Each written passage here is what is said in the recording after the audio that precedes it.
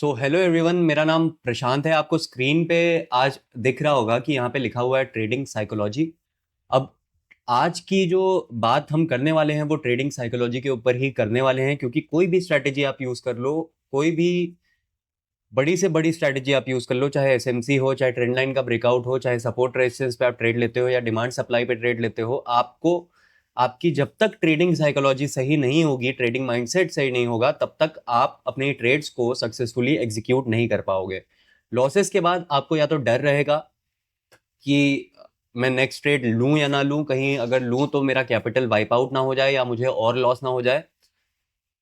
तो इन सब चीजों को सुधारने के लिए मैं इस वीडियो के थ्रू आपके सामने कुछ पॉइंटर्स रखूंगा, कुछ बातें रखूंगा, अपना एक्सपीरियंस शेयर करूंगा आपसे, ताकि आपको भी समझ में आए कि मार्केट में कैसे ट्रेडिंग साइकोलॉजी की मदद से हम अपनी ट्रेड्स को सही कर सकते हैं और एक कॉन्फिडेंट ट्रेडर बन सकते हैं। क्योंकि ट्रेडिंग में हमेशा आपके अंदर एक चीज ये होनी चाहिए कि आपके अंदर कॉन्फिडेंस होना चाहिए। जब भी आप ट्रेड एग्जीक्यूट करो, आपको भरोसा होना चाहिए अपनी स्ट्रैटेजी पे, जो भी आप यूज कर रहे हो, कि आज नहीं तो कल ये स्ट्रैटेजी रिवॉर्ड देगी ही देगी। अब ज्यादातर जो ट्रेडर्स होते हैं वो गलतियां क्या करते हैं वो देखते हैं। तो गलतियों की अगर हम बात करें तो सबसे पहली चीज, उससे पहले मैं आपको एक और चीज बताना चाहता हूं कि स्ट्रैटेजी जो है वो सिर्फ 20% पार्ट होता है आपके ट्रेडिंग करियर का। बाकी ट्रेडिंग साइकोलॉजी, ट्रेडिंग माइंडसेट बहुत ज्यादा रोल प्ले करता है आपकी ट्रेडिंग में। मतलब 20% स्ट्रैटेजी और 80% आपका माइंडसेट, आपकी साइकोलॉजी आपके ट्रेडिंग करियर को इन्फ्लुएंस करती है। आप आपके साथ भी कई बार ऐसा हुआ होगा कि आपने एक ट्रेड एग्जीक्यूट करी, उसमें लॉस हुआ, आपने फिर से ट्रेड कर ली, उसमें भी लॉस हुआ। ऐसे कर करके आप ओवर ट्रेड करते हो और अपना कैपिटल वाइप आउट कर लेते हो। इनिशियली जब मैंने भी अपने ट्रेडिंग करियर का स्टार्ट किया था तो मेरे साथ भी ये सब चीजें होती थी। नॉर्मल है, ह्यूमन नेचर है। बिकॉज फर्स्ट टाइम आप जब भी कोई चीज करते हो तो गलतियां होती है। अगर आप गाड़ी भी चलाना पहली बार सीखे होगे तो कुछ ना कुछ गलतियां हुई होंगी। सेम वे यहाँ पे ट्रेडिंग में भी है। ट्रेडिंग आप नया नया सीखे, उसमें गलतियां होती है, बट उन गलतियों से आपको सीखना होता है। जैसे डेली लाइफ में आप कोई नई चीज सीखते हो, उसमें गलती करते हो, फिर वापस से उस गलती को सही करके फिर वापस से सही तरीके से चीजों को करने लगते हो। तो यही सेम चीज ट्रेडिंग में आपको इंप्लीमेंट करनी है। लेकिन जब तक ये सोचते रहोगे कि पैसा बनाना है, पैसा बनाना है, पैसा बनाना है, आपकी ट्रेडिंग कभी सही नहीं हो पाएगी। आप क्योंकि पैसे के पीछे भाग रहे हो, आपको एक्सपर्टीज नहीं चाहिए ट्रेडिंग में, आपकी स्ट्रैटेजी में आपको कॉन्फिडेंस नहीं चाहिए, आपको सिर्फ पैसा चाहिए। तो ऐसी सिचुएशन में होता क्या है कि मार्केट आपसे पैसे लेती ही है, आपके लॉसेस होते हैं, आपके कैपिटल ब्लो होते हैं और आपका माइंडसेट एकदम बिगड़ जाता है और आप ट्रेडिंग को गलत समझने लगते हो। और ज्यादातर लोग, अगर आप सेबी का डेटा देखोगे तो 95% लोग यहाँ पे ऑप्शन ट्रेडिंग में लॉस कर रहे हैं। फ्यूचर एंड ऑप्शन दोनों मिला के 95% पीपल आर लूजिंग। और बाकी के जो 5% है वो थोड़ा बहुत प्रॉफिट, और उसमें से जो 1% है, उन 5% में से जो 1% है वो मैक्सिमम प्रॉफिट ले रहे हैं। जो बाकी के 95% लूजर हैं, उनका सारा प्रॉफिट वो 1% लोगों के पास जा रहा है। और वो क्यों जा रहा है? और वो क्यों जा रहा है? अब इसी पे चलो आगे टॉपिक को लेके चलते हैं। आज के ट्रेडिंग साइकोलॉजी के ये लेसन को, ये लेक्चर को लेके चलते हैं। और मैं कोशिश करूंगा कि जितना भी पिछले 10-12 साल में मुझे एक्सपीरियंस हुआ है ट्रेडिंग में, वो अपने इस चैनल के थ्रू आप तक रखने की कोशिश करूं। इससे पहले मेरा एक और यूट्यूब चैनल था, ठीक ठाक फॉलोअर्स हो गए थे उस पर, बट कुछ पॉलिसी चेंजेस की वजह से यूट्यूब ने हमारा वो चैनल डाउन कर दिया। तो मेक श्योर कि अभी अगर आप ये वीडियो देख रहे हो तो हमारे चैनल को सब्सक्राइब और लाइक जरूर करना। बिकॉज अगले कुछ देर में जो भी मैं चीजें आपको बताने वाला हूं वो आपको कहीं भी नहीं मिलेगी, आपको किसी भी बुक में नहीं मिलेगी, आपको यूट्यूब पे नहीं मिलेगी, क्योंकि वो मेरा पर्सनल एक्सपीरियंस है। और मुझे भरोसा है कि अगर आप ये वीडियो पूरी तरीके से देख लेते हो तो आपकी ट्रेडिंग साइकोलॉजी में जरूर इंप्रूवमेंट दिखेगा। आप कल से जब चार्ट देखोगे तो अलग तरीके से देखने लगोगे इस वीडियो को देखने के बाद। तो मेक श्योर कि इस वीडियो को एंड तक जरूर देखना। चलो शुरू करते हैं आज का हमारा टॉपिक, ट्रेडिंग साइकोलॉजी। तो ट्रेडिंग साइकोलॉजी के अंदर सबसे पहली बात आपको मैं ये बताना चाहता हूं कि अगर आप एक ट्रेंड लाइन का ब्रेकआउट फॉलो करके ट्रेड ले रहे हो, आप सपोर्ट देख के सपोर्ट पे बाई साइड की ट्रेड ले रहे हो, आप रेजिस्टेंस देख के रेजिस्टेंस के पास सेल साइड की ट्रेड एग्जीक्यूट कर रहे हो, तो आपका स्टॉप लॉस कटना तय है। ऐसा क्यों? ऐसा इसलिए है क्योंकि आप सोचो कि जो बड़े प्लेयर्स हैं, जो बिग प्लेयर्स हैं, अगर हम आप ट्रेंड लाइन का ब्रेकआउट समझ सकते हैं, हम आप सपोर्ट पे बाई करना है और रेजिस्टेंस पे बाई सेल करना है, ये सीख सकते हैं, तो जो बड़े प्लेयर्स हैं जिनके पास बिग अमाउंट ऑफ फंड्स रखे हुए हैं, वो उन्हें कैसे नहीं पता होगी ये चीज कि ट्रेंड लाइन के ब्रेकआउट पे उन्हें लिक्विडिटी मिलनी है। लिक्विडिटी का मतलब क्या है दोस्तों, समझा देता हूं आपको। देखो, ये ETH5 एक कॉइन है, एक अच्छा सपोर्ट जोन, एक एक अच्छा सपोर्ट जोन, 1 आवर का टाइम फ्रेम है ये। अगर आप सपोर्ट और रेजिस्टेंस से ट्रेड करते हो तो यहाँ पे अगर आप देखोगे क्लोजिंग हुई, पुल बैक भी मिला और पुल बैक के नीचे भी मार्केट आई, इस लेवल से लगभग पुल बैक के नीचे भी मार्केट आई। अगर आप देखोगे तो 1:1 से कम का रिवॉर्ड यहाँ पे इस ट्रेड में हमें मिला, और उसके बाद ये ट्रेड अपोजिट डायरेक्शन में मूव करने लगी और एक बहुत ही बड़ा ट्रेंड अपसाइड का आ गया। बट क्यों ऐसा क्यों हुआ, ये सब चीजें आप सोचते नहीं हो, बिकॉज जो मैं बता रहा हूं आपको कि सपोर्ट, रेजिस्टेंस, ट्रेंड लाइन का ब्रेकआउट हर एक बड़े प्लेयर को पता है, वो इजीली उस चीज को मैनिपुलेट कर सकते हैं। उन्हें पता है कि आपका एसएल यहाँ पे होगा, और अगर आप ये सपोर्ट है, ये इसका ब्रेकडाउन होता है, तो आप डाउन साइड की, मैक्सिमम रिटेलर्स डाउन साइड की ट्रेड यहाँ पे एग्जीक्यूट करने की कोशिश करेंगे, बिकॉज सपोर्ट टूट गया है, मार्केट और नीचे गिर सकती है, ऐसा हमने सीखा है। और यहीं पे क्या होता है कि यहीं पे जो बिग प्लेयर्स होते हैं उन्हें सेल साइड की लिक्विडिटी मिलती है, मतलब आप जो शेयर सेल कर रहे होते हो वो बड़े ऑपरेटर्स को सेल कर रहे होते हो, बड़े इंस्टीट्यूशंस को सेल कर रहे होते हो, और वो अपनी बाइंग की पोजीशन यहाँ से बनाते हैं। और आप देखोगे यहाँ पे कैसे कंफर्म हुआ कि यहाँ से पूरी बाई साइड की पोजीशन बन गई। यहाँ पे आपको दिखेगा कि मार्केट एक फेयर वैल्यू गैप बनाते हुए जा रही है, ये एक फेयर वैल्यू गैप है, इसको एक बार मार्क कर देता हूं मैं। ये देखिए, एक order block, fair value gap, और जब इस टाइप का फॉर्मेशन बनता है तो समझ में आ जाता है कि बड़े प्लेयर्स मार्केट में आ चुके हैं, बिकॉज ये जो गैप एरियाज होते हैं ना, ये ऑपरेटर्स या बिग फंड जिनके पास होते हैं, बड़े फंड्स जिनके पास होते हैं, वही लोग इस तरह का गैप बना सकते हैं मार्केट के अंदर। हम रिटेलर्स के पास सिर्फ 1 करोड़, मैक्सिमम 1 CR कैपिटल, मान लो अगर रिटेलर है, बड़ी ट्रेड्स एग्जीक्यूट करता है, तो मैक्सिमम 1 CR 2 CR, उससे ज़्यादा कैपिटल नहीं होगा। बट जो इंस्टीट्यूशंस हैं, जो ऑपरेटर्स हैं, उनके पास बहुत इमेंस अमाउंट ऑफ फंड होता है, जिससे वो इजीली मैनिपुलेट कर सकते हैं चीज़ों को। आपने हाल ही में सुना होगा जेन स्ट्रीट के बारे में। पहले तो ये था कि ऑप्शंस को उतना जल्दी मैनिपुलेट नहीं कर सकते because high requirement of funds होता है उसमें, लेकिन जेन स्ट्रीट ने करके दिखाया वो चीज़, और मैनिपुलेट किया ऑप्शंस को, और अच्छा खासा पैसा बनाया ऑप्शंस के अंदर। और यहाँ पे अगर आप देखोगे, अब अपने टॉपिक पे रहते हैं, यहाँ पे अगर आप देखोगे, यहाँ आपने सेलिंग की, रिटेलर्स ने सेलिंग की, यहाँ पे खूब सारे सेल वाले ऑर्डर्स मिल गए ऑपरेटर्स को, और यहाँ से एक अच्छी रैली हमें देखने को मिल गई।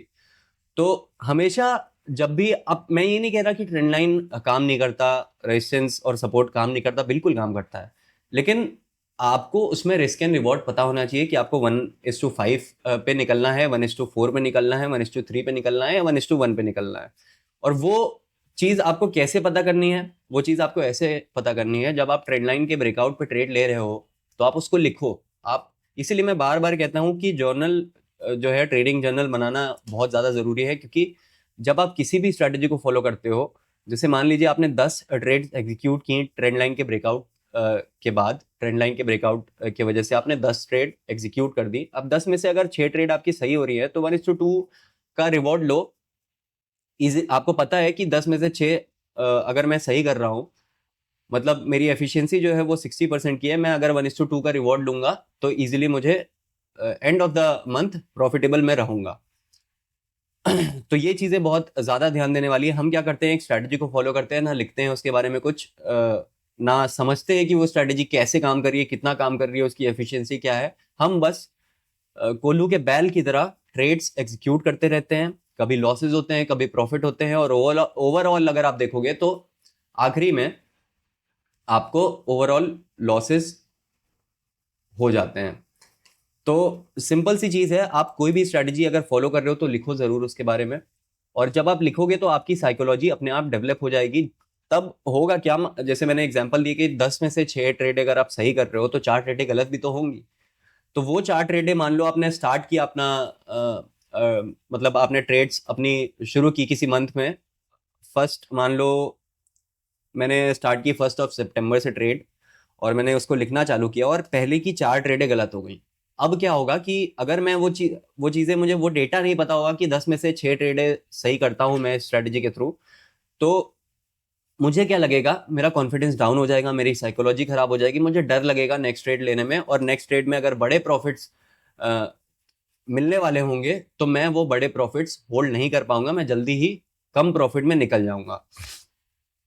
इस तरह की प्रॉब्लम आती है जब आप जर्नल प्रॉपर मेंटेन नहीं करते हो। अब मान लो 1 सितंबर से आपने जर्नल मेंटेन करना चालू किया, आपकी 4 ट्रेडें गलत हो गई और उससे पहले महीने के जर्नल में आपने देखा कि आपकी 60% की एफिशिएंसी है। तो अगर 4 ट्रेडें गलत हुई है तो आने वाली 6 ट्रेडें हो सकता है आपकी सही हो जाए, बिकॉज पिछले महीने आपने जो जर्नलिंग की थी उसमें आपकी एफिशिएंसी 60% की थी। तब उससे होगा क्या कि आपने जर्नलिंग की, आपको अपनी एफिशिएंसी पता है, तो आपको डर नहीं लगेगा, आपको ये लगेगा कि हाँ मैं 10 में से 6 ट्रेडें सही कर सकता हूँ, अब 4 में गलत कर चुका हूँ, अगली हो सकता है 6 ट्रेडें लगातार मैं सही कर दूं, और बड़े रिवॉर्ड्स आप लेने के लिए उन ट्रेड्स में रुकोगे और अपना प्रॉफिट, अपना लॉस भी रिकवर करोगे और धीरे धीरे करके प्रॉफिट में भी आ जाओगे। तो जर्नलिंग बहुत ज्यादा इंपॉर्टेंट है, बहुत ज्यादा दोस्तों। अब यहाँ पे आपने एग्जाम्पल देखा कि यहाँ पे सेल साइड की लिक्विडिटी जनरेट हुई और उस पूरी लिक्विडिटी को लेके मार्केट ऊपर की तरफ चली गई। यहाँ पे सारे स्टॉप लॉस, यहाँ पे जो भी लिक्विडिटी थी सब हंट करते हुए मार्केट अच्छा खासा रिवॉर्ड यहाँ पे मार्केट ने दे दिया। ये ETH5 का चार्ट आपके सामने खुला हुआ है, जिन्हें नहीं पता है, ETH5 एक क्रिप्टो करेंसी है, आप इसमें फ्यूचर में भी ट्रेड कर सकते हो। तो इस तरीके से चीजों को मैनिपुलेट किया जाता है, चीजों को वर्क नहीं करने दिया जाता है, और ये सारी चीजें आपको आपके माइंडसेट के अंदर नेगेटिविटी लाती है।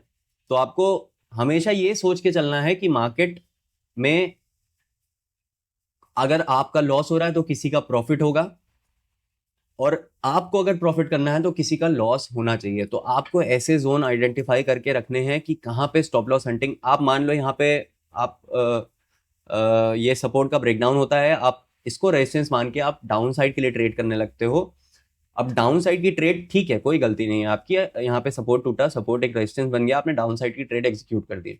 अब यहाँ पे हुआ क्या, मार्केट वापस से ऊपर चली गई और आपका एसएल हंट हो गया। अब आपको सोचना कैसे है इसमें, आपको ये नेगेटिव नहीं लेना है कि मेरा एसएल हंट हो गया यार, मेरा लॉस हो गया, मैं परेशान हूँ, मेरा प्रॉफिट नहीं हो पा रहा है। आपको इस चीज को एक अपॉर्चुनिटी की तरह देखना है। क्यों? क्योंकि ये जो लेवल है यहाँ पे अगर आपका स्टॉप लॉस हिट हुआ है बिकॉज आप सपोर्ट एंड रेजिस्टेंस ट्रेड करते हो, ऐसे बहुत सारे लोग होंगे जो सपोर्ट और रेजिस्टेंस के थ्रू ट्रेड्स एग्जीक्यूट करते होंगे और यहाँ पे उनका भी स्टॉप लॉस हिट हुआ होगा। और जब भी मार्केट में स्टॉप लॉस हिट होता है तब एक शॉर्ट कवरिंग मूव हमें देखने को मिलता है, और यहाँ पे वही सेम चीज देखने को मिली है। सिंपल, आपको यहाँ पे जैसे ही आपका स्टॉप लॉस हिट हुआ, एक ये पुल बैक जो आया था, इस पुल बैक को आप अपनी एंट्री बना के ट्रेड ले सकते थे।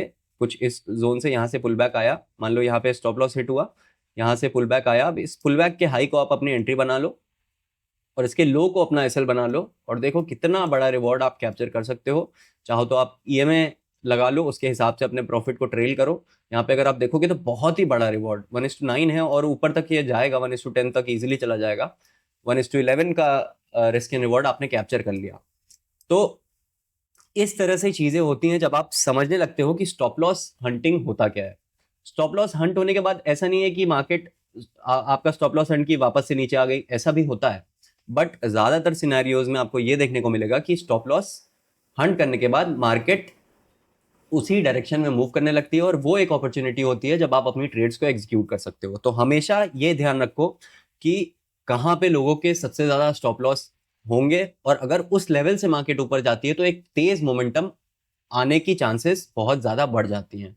तो ऐसे जोन को जरूर अपने चार्ट पे आइडेंटिफाई करके रखो जहाँ पे ज्यादातर स्टॉप लॉस हो सकते हैं, और उसके बाद जैसे ही वो स्टॉप लॉस आपका निकलता है, आप अपने ट्रेड को एक पुल बैक के बाद एग्जीक्यूट कर सकते हो। आप देखना कितना बढ़िया रिवॉर्ड आपको मार्केट के अंदर देखने को मिलेगा। ये एक एग्जाम्पल मैंने दे दिया, ऐसे बहुत सारे एग्जाम्पल होंगे, बहुत सारे इमेंस एग्जाम्पल होंगे। अगर आप ये देखोगे यहाँ पे क्या हुआ, ये एक सपोर्ट एरिया था, ये एक सपोर्ट एरिया था, इस सपोर्ट पे एक बार से मार्केट ऊपर गई, दूसरी बार से मार्केट ऊपर गई, और तीसरी बार इसने क्या किया, इसके नीचे आया, एक बुलिश पिन बार बनती है। अब यहाँ पे जो ब्रेकडाउन पे, ये सपोर्ट के ब्रेकडाउन पे जो लोग ट्रेड करते हैं उन्होंने अपनी ट्रेड को एग्जीक्यूट किया होगा, सबका स्टॉप लॉस हंट हुआ और उसके बाद मार्केट जो है वापस से ऊपर की तरफ जाने लगी। तो अब सेल साइड का अगर आप देखोगे, यहाँ पे जो लोग घुसे होंगे जब ये ब्रेकडाउन हो रहा था, बिकॉज ये 1 आवर की कैंडल है, 5 मिनट 15 मिनट पे अगर आप देखोगे तो यहाँ पे क्लोजिंग मिली होगी इस सपोर्ट के नीचे और ये सपोर्ट जो है वो रेजिस्टेंस बन गया होगा। तो यहाँ पे अगर आप देखोगे तो यहाँ कहीं से एंट्री हुई आपकी और इसका जो हाई है वो आपका स्टॉप लॉस हो गया और टारगेट आप 1:2 1:1 का आपने रखा। बट हुआ क्या कि यहाँ पे मार्केट नीचे जाती है और वापस से रिवर्स कर जाती है और ऊपर की तरफ जाने लगती है। अब आपको करना क्या है, यहाँ पे सिंपल सी चीज है। आपको एक बार 15 मिनट्स के टाइम फ्रेम में देखते हैं, यहाँ पे पुल बैक्स एक देखने को मिलेगा हमें। ये देखिए, ये देखिए, मार्केट ने यहाँ पे स्टॉप लॉस, मार्केट ने यहाँ पे सेलर्स को एंट्री दी, एंट्री देने के बाद एक बुलिश पिन बार बनाई। अब ये बुलिश पिन बार देख के आपको समझ में आ जाना चाहिए कि मार्केट के अंदर एक बड़ा मोमेंटम आने वाला है, बिकॉज यहाँ पे जो स्टॉप लॉस थे, यहाँ पे जो एंट्रीज थी सेलर्स की, वो ट्रिगर हो चुकी है। बट मार्केट ने यहाँ पे बुलिश पिन बार बनाई, यानी कि बायर्स बहुत स्ट्रांग है और मार्केट में एक अप ट्रेंड हमें देखने को मिल सकता है। सो अब फिर से वही करते हैं, यहाँ पे एक बुलिश पिन बार बन गई थी, एक पुल बैक का वेट करो, ये था वो पुल बैक, और पुल बैक का हाई आपका रहेगा एंट्री और पुल बैक का लो, या फिर लास्ट डिफेंस पॉइंट, ये जो था लास्ट डिफेंस पॉइंट आपका स्टॉप लॉस हो जाएगा। और यहां से आप बड़ा रिवॉर्ड, बहुत ही बड़ा रिवॉर्ड कैप्चर कर सकते थे। जब तक ईएमए के नीचे ना जाए, कोई क्लोजिंग ना मिले, आप मत करो क्लोज अपनी पोजीशन को। यहाँ पे कहीं पे क्लोजिंग मिली है तो अगर आप रिवॉर्ड इस क्लोजिंग पे देखोगे तो लगभग 1:10 1:11 का रिवॉर्ड मिला है। ऐसे बड़े बड़े रिवॉर्ड्स आपको मिलेंगे जब आप स्टॉप लॉस जो हंट होते हैं, स्टॉप लॉस जो ब्रीच होते हैं, उसके बाद जब आप ट्रेड एग्जीक्यूट करोगे। आप करो सपोर्ट रेजिस्टेंस से ट्रेड, आप करो ट्रेंड लाइन ब्रेकआउट पे ट्रेड, लेकिन ध्यान रहे आपको कि ट्रेंड लाइन ब्रेकआउट जब आप ट्रेड कर रहे हो तो आपका एसएल कहाँ पे है। अगर उस एसएल पे आपको कुछ बुलिश साइन, आपके ट्रेड के अपोजिट साइंस दिखते हैं, तो आप उस तरफ घुस जाओ, उस तरफ की पोजीशन में घुस जाओ, छोटा सा एसएल रखो, आपको बहुत ही बड़े बड़े रिवॉर्ड्स मिल जाएंगे। ऐसे अगर आप चार्ट में अपने देखोगे ना तो बहुत सारे आपको मिलेंगे। आपको सिंपली करना क्या है कि अगर आप सपोर्ट रेजिस्टेंस फॉलो करते हो, सपोर्ट ड्रॉ कर लो, रेजिस्टेंस ड्रॉ कर लो और वहां से आप बैक टेस्ट करो डेटा को। और जब आप बैक टेस्ट करोगे डेटा को तो आपको समझ में आएगा कि हाँ ये चीजें होती हैं, हाँ ये चीजें मार्केट में इंप्लीमेंट हो रही हैं और इसी से पैसे ऑपरेटर्स जो हैं वो बनाते हैं। बिकॉज उन्हें पता है कि ट्रेंड लाइन का अगर ब्रेकआउट हुआ है तो मैक्सिमम लोगों का स्टॉप लॉस कहाँ पे होगा, और अगर सपोर्ट का ब्रेकडाउन हुआ है तो मैक्सिमम लोगों का स्टॉप लॉस कहाँ पे होगा। वो सारी चीजें उन्हें सब कुछ पता होती है, क्योंकि हमारे आपके जैसे लोग अगर सीख सकते हैं तो वो, उनके पास तो बहुत सारा फंड है, बहुत सारा फंड है। उन्हें ज़्यादा कुछ नहीं करना है, उन्हें बस चीज़ों को सीखना है, समझना है कि स्टॉप लॉस कहाँ पे हंट हो रहा है और उसके बाद अपनी ट्रेड्स को उसके अगेंस्ट एग्जीक्यूट कर देना है। सो आई होप आपको ये समझ में आया होगा। और यार माइंडसेट को अपने हमेशा स्ट्रांग रखो। कोई भी ट्रेड तुम्हारी गलत हो जाती है इसका मतलब ये नहीं कि तुम खराब ट्रेडर हो। यूट्यूब और इंस्टाग्राम पे बहुत लोग हैं जो रेगुलर रोज तुम्हें प्रॉफिट्स दिखाएंगे, बट लॉसेस होते हैं, मेरे भी लॉसेस होते हैं। अभी भी मेरा 4 दिन पहले एक लॉस हुआ बीटीसी के अंदर, लगभग $60 to $75 का। बट उस लॉस के बाद और उससे पहले मेरी एक लूजिंग स्ट्रीक चली, 4-5 ट्रेड्स लगातार मेरे गलत हुए, रॉन्ग साइड था मैं। बट उसके बाद अभी अगर आप देखोगे तो अगर मैं आपको अपनी पोजीशन दिखाऊं, बीटीसी के अंदर मेरी ट्रेड चल रही है ऑलरेडी, और एक लूजिंग स्ट्रीक के बाद आप देखोगे कि बड़े प्रॉफिट्स यहाँ पे होते हुए हमें दिख रहे हैं। लगभग $291 का अभी प्रॉफिट हो रहा है। एक बार को ये $350 तक गया था, बट मेरा जो टारगेट है वो बीटीसी में लगभग 1,18,000 तक का है। उससे पहले मैं अपनी ट्रेड को एग्जिट नहीं करूंगा। आपको स्क्रीन पे दिख रहा होगा यहाँ पे $291 का अभी प्रॉफिट चल रहा है, $350 तक गया था। 2 ट्रेड्स हैं इसमें। तो सिंपल सा फंडा है, अगर लूजिंग स्ट्रीक आपकी चल रही है उससे डरो मत, और डरोगे कब नहीं, जब आप अपने कैपिटल के हिसाब से अपने रिस्क को मैनेज करोगे। हमेशा आपको सिर्फ अपने कैपिटल का 1% ही रिस्क लेना है, मैक्सिमम 2% ले सकते हो इनिशियली, जब आपको अपनी ट्रेडिंग पे भरोसा नहीं है, जब आपको अपनी स्ट्रैटेजी पे भरोसा नहीं है। जब धीरे धीरे भरोसा वो डेवलप होने लगे तो आप 5% तक भी अपना रिस्क रख सकते हो। तो आई होप आपको मैंने जो ये चीज़ें समझाई आपको समझ में आई होंगी। आपको समझ में आया होगा कि कैसे आप अपनी ट्रेड्स को और बेटर कर सकते हो, कैसे आप अपनी साइकोलॉजी को बेटर कर सकते हो। कुछ नहीं है यार, सिर्फ दिमाग में है कि अपने माइंडसेट को स्ट्रांग रखना है, लॉसेस से डरना नहीं है, डिमोटिवेट नहीं होना है। अगर ये काम करना है तो, अगर कुछ और करना है, अगर तुम्हें अपने जॉब पे मजा आ रहा है, तुम्हें कोई तुम और बिजनेस कर रहे हो उसमें मजा आ रहा है, तो वो करते रहो यार। क्यों स्ट्रेस ले रहे हो फर्जी? इन्वेस्टमेंट करो।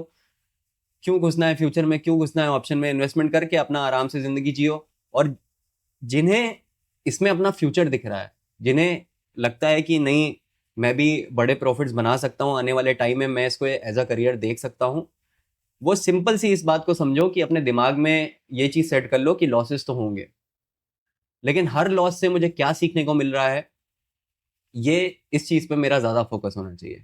बाकी मैं अपने इस यूट्यूब चैनल पे आपको काफी सारे अपने एक्सपीरियंसेस शेयर करता रहूंगा। अभी फिलहाल हमारे सब्सक्राइबर्स जो है 50 से कम हैं, तो जैसे ही 50 से ज़्यादा होंगे मैं लाइव ट्रेडिंग सेशंस भी करूंगा, ताकि आपको बहुत कुछ सीखने को मिले। इससे पहले मैं करता था, जो हमारा प्रीवियस यूट्यूब चैनल था उस पर लगातार मैं लाइव सेशंस कर रहा था क्रिप्टो ट्रेडिंग में। तो उन लाइव सेशंस का मतलब यही था कि मैं आपको सिखा पाऊँ कि आपको कैसा माइंडसेट रखना है जब आप अपनी ट्रेड एग्जीक्यूट करते हो, कैसे आपको छोटे लॉसेस लेने हैं और बड़े प्रॉफिट्स होल्ड करने हैं। अभी भी यार मैं ये ट्रेड जो है, अभी आपको जो मैंने दिखाया $291 की ट्रेड है, ये मैं होल्ड कर रहा हूँ। मैं देख भी नहीं रहा हूँ, फोन मेरा बंद है, मैं होल्ड कर रहा हूँ इसे, बिकॉज मुझे भरोसा है कि मैंने जो टारगेट लगाया है वहां तक मार्केट जाएगी। नहीं जाएगी तो मेरा कुछ नुकसान नहीं होगा, ऑलरेडी मैंने ब्रेक इवन पे अपनी पोजीशन को लगा रखा है। या तो मुझे बड़ा प्रॉफिट मिलेगा $400-500 का, या तो मुझे कोई लॉस नहीं होगा, मैं फिर से दूसरी ट्रेड लूंगा, उसमें प्रॉफिट बनाने की कोशिश करूंगा। तब इस तरीके की माइंडसेट की आपको जरूरत होती है। पिछले 10-12 साल में मैंने ये सब चीजें सीखी कि आपका माइंडसेट ही सबसे ज्यादा इंपॉर्टेंट है, स्ट्रैटेजी से कोई भी मतलब नहीं है। अगर आप गूगल करोगे तो एक बार एक रिसर्च हुई, उस रिसर्च में किसी इंस्टीट्यूट में वो रिसर्च हुई थी, शायद ऑक्सफोर्ड यूनिवर्सिटी में हुई थी या कहीं पे भी, मुझे वो नाम नहीं याद आ रहा है कौन से इंस्टीट्यूट में हुई थी। वहां पे लोगों ने किया क्या कि कॉइन टॉस करके वो ट्रेड्स एग्जीक्यूट करते थे। अगर हेड आया तो वो पुट लेते थे, और अगर टेल आया तो वो कॉल लेते थे। और आखिरी में 1-1.5 महीने उन्होंने वो ट्रेड की, वो पूरा डेटा मेंटेन किया। उसमें उन्होंने देखा कि एफिशिएंसी सिर्फ 30% है, फिर भी वो प्रॉफिटेबल है। क्यों? क्योंकि उनका रिस्क एंड रिवॉर्ड अच्छा था। और यही रिस्क एंड रिवॉर्ड आपको डेवलप करना है। आप डेवलप कब कर पाओगे? जब आपके पास एक लिखा हुआ डेटा होगा, एक जर्नल होगा। अगर आपको नहीं पता कि जर्नल कैसे मेंटेन करते हैं, तो मुझे आप मैसेज कर सकते हो टेलीग्राम पे। टेलीग्राम का लिंक मैं डिस्क्रिप्शन में डाल दूंगा, उस पर आप मैसेज कर सकते हो, मैं आपको भेज दूंगा डायरेक्ट एक फॉर्मेट जो मैं यूज़ करता हूँ अपनी जर्नलिंग करने के लिए।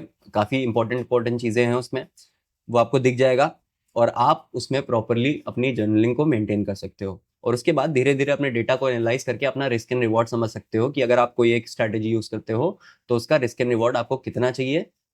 वो कैसे पता चलेगा? आपके उस स्ट्रैटेजी की एफिशिएंसी से।